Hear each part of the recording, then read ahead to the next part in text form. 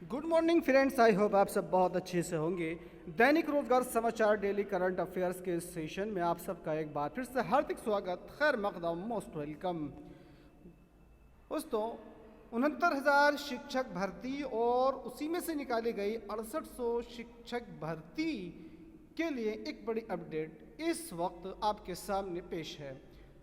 Cut off में फंसी है 6800 व 1 अंक से वंचितों की नियुक्ति। बेसिक शिक्षा की 69,000 शिक्षक भर्ती में आरक्षण की गड़बड़ी के चलते चयन से बाहर हुए आरक्षित वर्ग के 6800 अभ्यर्थियों की सूची वर्ष भर पहले जारी होने के बावजूद अब तक नियुक्ति नहीं मिल सकी है। इसी भर्ती में परिभाषा के एक प्रश्न के सभी विकल्प गलत होने से 1 अंक से बाहर रह गए अभ्यर्थी हाईकोर्ट और सुप्रीम कोर्ट से राहत पाने के बाद नियुक्ति मिलने की प्रतीक्षा कर रहे हैं। आरक्षित वर्ग के 6800 पदों के मामले में हाईकोर्ट के निर्णय पर नियुक्ति अटकी है। 69,000 शिक्षक भर्ती दिसंबर 2018 में आई थी। इसमें आरक्षण का निर्धारण गलत हो जाने से आरक्षित वर्ग के वंचित अभ्यर्थी हाईकोर्ट गए। मुख्यमंत्री से भी शिकायत की गई। मुख्यमंत्री के निर्देश पर 5 जनवरी 2022 को आरक्षित वर्ग में 6800 अभ्यर्थियों की चयन सूची जारी की गई। आरक्षित वर्ग में चयनित लक्ष्मीकांत यादव के मुताबिक उनके प्रकरण में हाईकोर्ट की लखनऊ बेंच ने सुनवाई कर फैसला सुरक्षित किया है। और दूसरी तरफ जो गलत प्रश्न का अंक नहीं दिए जाने से बाद में जबकि सुप्रीम कोर्ट के आदेश के बाद उनके पुनः आवेदन लिए गए हैं, तो उनकी भी नियुक्ति फिलहाल अटकी हुई नजर आ रही है। एक और बड़ी अपडेट है, शिक्षक भर्ती प्रक्रिया पर फंसा है आरक्षण का पेच। बात हो रही है केजीएमयू में शिक्षक भर्ती की प्रक्रिया आरक्षण के पेच से नहीं निकल पा रही है। आरोप है कि इसके विज्ञापन में आर्थिक रूप से कमजोर ईडब्ल्यूएस कोटे से 23 से ज्यादा पद दे दिए गए। राष्ट्रीय अनुसूचित जाति आयोग से इसकी शिकायत की गई है। आयोग ने केजीएमयू कुल सचिव से जवाब मांगते हुए 18 जनवरी को तलब किया है। इस अवधि तक भर्ती प्रक्रिया बाधित रहने की आशंका है। और यूपीपीएससी उत्तर प्रदेश लोक सेवा आयोग की नई वेबसाइट आम जन के लिए खोल दी गई है। अब घर बैठे डाउनलोड कर सकते हैं पीसीएस परीक्षाओं के सभी प्रश्न पत्र।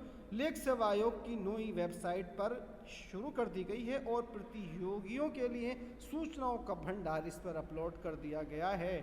उत्तर प्रदेश लोक सेवा आयोग की नई वेबसाइट सोमवार से शुरू हो गई है। इस वेबसाइट पर प्रतियोगी छात्र छात्रा को लिए सूचनाओं का भंडार है।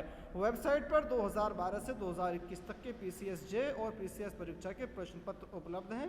वर्ष 1987 से अब तक पीसीएस परीक्षाओं के टॉपर्स के नाम हैं। जल्द ही इन टॉपर्स की सफलता की कहानियां भी उपलब्ध होंगी और इसी वेबसाइट पर आप दर्ज करा सकते हैं शिकायत, और उस शिकायत का निर्धारित समय सीमा के अंदर जो है निस्तारण भी किया जाएगा।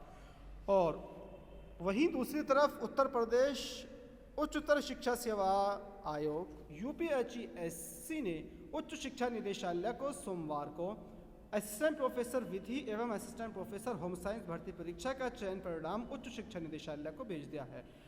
निदेशालय की ओर से अब चयनितों की काउंसलिंग करा के उन्हें कॉलेज आवंटित कर दिया जाएगा। इसमें विधि विषय के 41 और होम साइंस के 12 पदों पर ये फिलहाल यहाँ पर नियुक्ति की जानी है।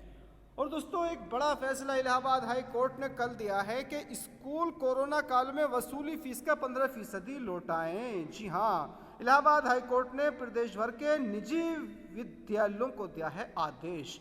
2 माह का समय दिया गया है स्कूलों को वसूली की गई फीस वापस करने का।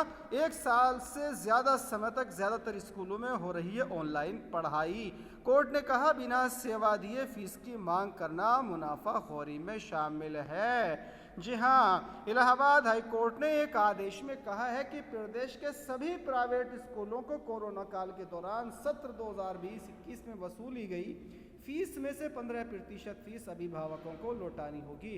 कोर्ट ने कहा कि जो छात्र विद्यालय में पढ़ रहे हैं उनकी फीस अगले सत्र की फीस में एडजस्ट की जाए और जो छात्र स्कूल छोड़ चुके हैं उनसे ली गई फीस में से 15% फीस जो है वापस उन अभिभावकों को लौटा दें। और दोस्तों, एक बड़ी अपडेट आ रही है। उत्तर प्रदेश सरकार के एक मंत्री ने भतीजे की नौकरी के एवज में फाइल ही दबा दी है। जी हाँ, सामूहिक धर्मांतरण और फंडिंग समेत कई आरोपों से घिरे श्वार्ट्स नैनी के शिक्षकों व कर्मचारियों के वेतन को सरकार से मिलने वाले धन के बड़े पैमाने पर दुरुपयोग का मामला सीएम तक पहुंच गया। श्वार्ट्ज के retired professor doctor Subrat Singh ने विद्यालय के 77 शिक्षकों की गलत तरीके से भर्ती और जांच रिपोर्ट एक मंत्री के दबाने के साक्ष्य भेजे हैं। उनका आरोप है कि भतीजे को श्वार्ट्ज में नौकरी दिलाने के एवज में कमिश्नर प्रयागराज की जांच रिपोर्ट दबा दी गई। रिटायर्ड प्रोफेसर ने मुख्यमंत्री से श्वार्ट्ज के आय व्यय के ब्यौरे की जांच की मांग की है। आजम के कॉलेज पर कार्रवाई जब की गई है तो श्वार्ट्ज पर रहम क्यों किया जा रहा है?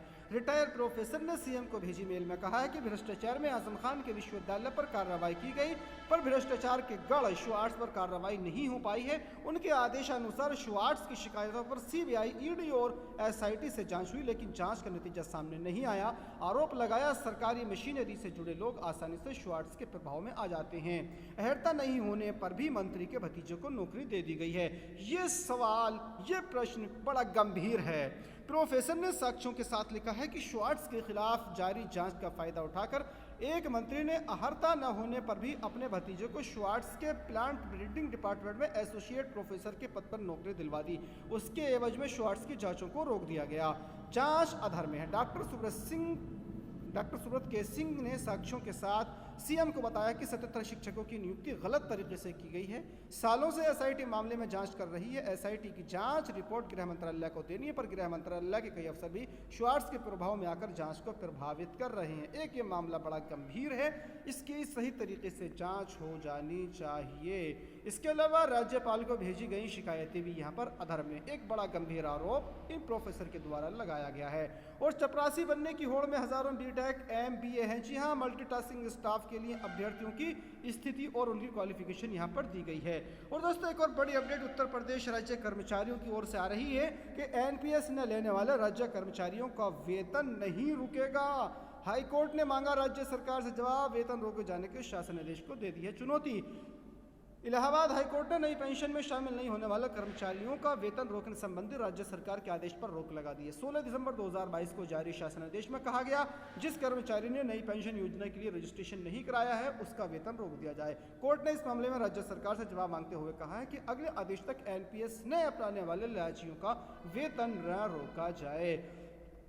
इन याचियों का कहना है जो कि नेशनल पेंशन स्कीम के प्रावधान इस प्रकार हैं कि इसे अपनाने के लिए किसी कर्मचारी को बाध्य नहीं किया जा सकता। एक तरह से यह स्वैच्छिक है कि इसे आप ले भी सकते हैं, नहीं भी ले सकते, लेकिन राज्य सरकार अनिवार्य इसको कर रही है, दबाव बना रही है और कह रही है कि अगर आप एनपीएस नहीं लेते हैं तो आपका वेतन नहीं दिया जाएगा, जो कि सरासर अन्याय है।